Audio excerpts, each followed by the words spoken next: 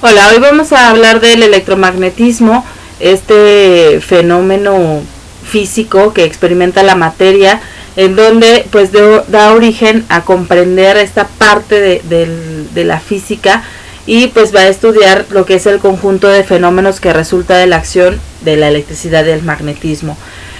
Nace como una rama gracias a un experimento. Aquí tenemos esta fotografía en donde Ørsted en 1820 observó pues que había una relación entre el magnetismo y la energía. Aquí en este sistema pues tenemos tipo como una base de una balanza y que en el centro colocó una aguja de una brújula. Las agujas de las brújulas tienen imanes. Si ustedes recuerdan el video en donde nos decía que la Tierra funcionaba como un imán magnético gigante, y decían, pero en realidad que el polo norte pues no era un polo norte del imán, o sea, si fuera un imán gigante no iba a ser el polo norte de un imán, sino más bien era el polo sur, pero así se llamaba polo norte porque la aguja del imán, o la aguja imantada de la brújula, pues se movía hacia el norte, entonces atraía el polo norte, porque atrae el polo norte de la aguja de la brújula, no necesariamente porque sea el norte. Entonces pues ahí ahí ejemplificábamos de que esta aguja de la brújula pues está imantada. Entonces acá en este sistema pues al colocar dos tubos, lógicamente pues tiene que ser un material de tipo aislante, y pues pusieron un cable a través del cual iban a hacer pasar corriente eléctrica. Entonces al hacer pasar la corriente eléctrica, ¿qué es lo que observó Ørsted? Pues él observó que se movía la aguja imantada de la brújula alineándose en dirección al cable, o sea que pues generaba ese movimiento. Entonces si vemos esto de que a través de la corriente eléctrica, que el imán, que un movimiento de esta aguja, pues podemos ahí ejemplificar pues en nuestra vida cotidiana el uso de este fenómeno, pues simplemente para por ejemplo los ventiladores, las aspas de la licuadora, entre pues motores de vehículos, pues son en donde se está llevando a cabo este fenómeno pues palpablemente y en el día a día. El campo magnético, así como estudiamos el campo eléctrico, pues un imán, como ustedes saben, y aquí veían en la figura, pues está representado de un polo norte y un polo sur. Ahí les ponen, por ejemplo, el que si alrededor ponías limaduras de hierro, pues iban a unirse más aquí en los extremos, en los polos del imán. Entonces eso nos quería decir o dar a entender que en ese espacio se iba a generar un mayor campo magnético o un mayor campo de atracción. Entonces a eso se le llama espectro magnético, o sea, todo esto que se forma alrededor de lo que es un imán.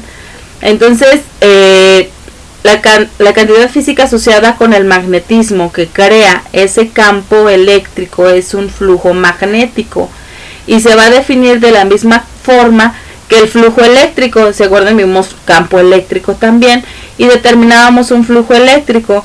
Entonces así como identificamos el campo magnético, pues también identificamos en su momento el campo eléctrico con esas líneas dibujadas a través de la unidad de área, que pues iban a ser directamente proporcional a la intensidad del campo eléctrico.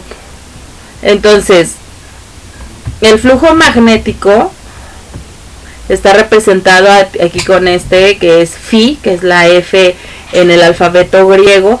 Es el número de líneas de campo magnético que pasa a través de una unidad de área perpendicular en esa región. A esta razón se le llama densidad de flujo magnético o inducción magnética, ¿sí? La densidad de flujo magnético matemáticamente se representa con este modelo, que nos dice, ven que la densidad de flujo magnético va a ser igual al flujo magnético, aquí representado con phi, entre el área.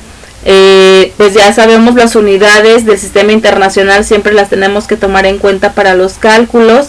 Tenemos que la densidad del flujo magnético va a estar dada la unidad que depende del flujo magnético, que es phi, que son los Weber, y entre el área. El área sabemos que son los metros cuadrados, entonces los Weber entre metros cuadrados va a ser igual a un Tesla, ¿sí? Aquí ya utilizamos dos nuevas unidades dentro del sistema internacional que no hemos manejado, lo que es el Weber, que me va a indicar el flujo magnético, y el Tesla, que me identifica la densidad del flujo magnético. Aquí la característica que tiene el flujo magnético te dice que no va a penetrar perpendicularmente un área, sino que ingresa en cierto ángulo.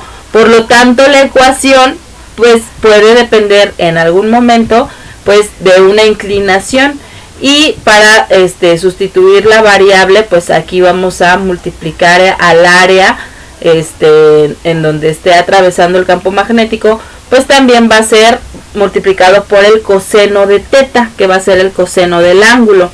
Entonces a continuación pues vamos a ver unos ejemplos en donde apliquemos ambos modelos matemáticos para conocer el flujo magnético o la densidad de flujo magnético.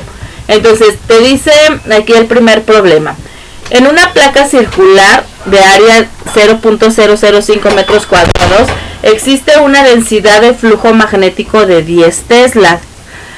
Calcula el flujo magnético total que atraviesa por la placa. Entonces, para empezar, tengo el área, ya me lo está dando en metros cuadrados. Tengo la densidad del flujo magnético, que son 10 teslas o 10 Weber sobre metro cuadrado. Y me está preguntando la densidad del flujo eléctrico, o sea, phi. Tengo mi fórmula, mi modelo matemático, que es B es igual a phi entre A.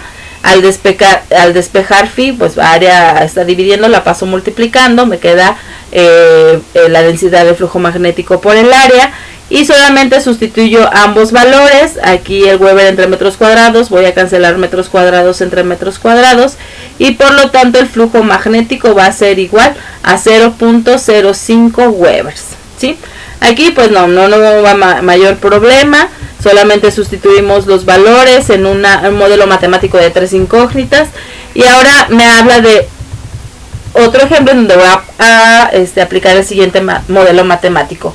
Me dice: una espira de 10 centímetros de ancho por 15 centímetros de largo forma un ángulo de 30 grados con respecto al flujo magnético.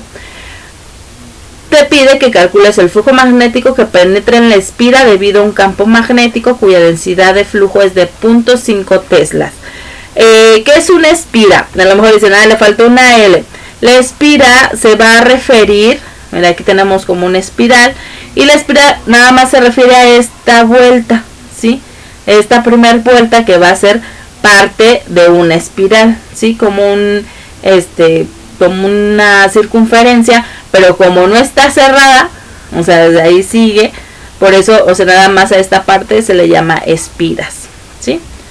Entonces, pues me está dando magnitudes que son de ancho 10 centímetros, de largo 15 centímetros, de una vez los convertimos a metros según el sistema internacional, y lo largo va a ser a 0.15 metros y lo ancho 0.10 metros.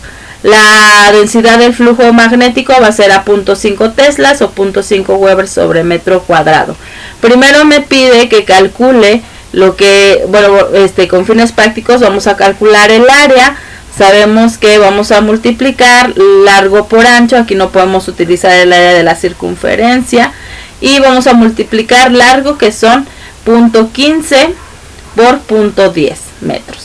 Y mi resultado es 0.015 metros cuadrados. Ya que ahora si tengo el área en metros cuadrados, voy a sustituir en mi modelo matemático de densidad del flujo magnético. Va a ser igual a el flujo magnético entre el área por el seno del ángulo, ¿sí? Aquí me está diciendo que son 30 grados, ¿sí? Ya me está dando el valor del ángulo. Entonces, pues solamente voy a sustituir. 0.5 Weber sobre metros cuadrados por 0.015 metros cuadrados por el seno de 30 grados. ¿Qué vamos a hacer primero? Pues primero voy a sacar el seno de 30, ¿sí? Ya que saque el seno de 30, lo voy a multiplicar por 0.015. Y ya que lo saqué ahora sí, por 0.5. Entonces el resultado, pues aquí me coincide que es igual a 0.00375. ¿Qué unidades? Acuérdense, cancelamos metros cuadrados y metros cuadrados que están aquí dividiendo, aquí están multiplicando.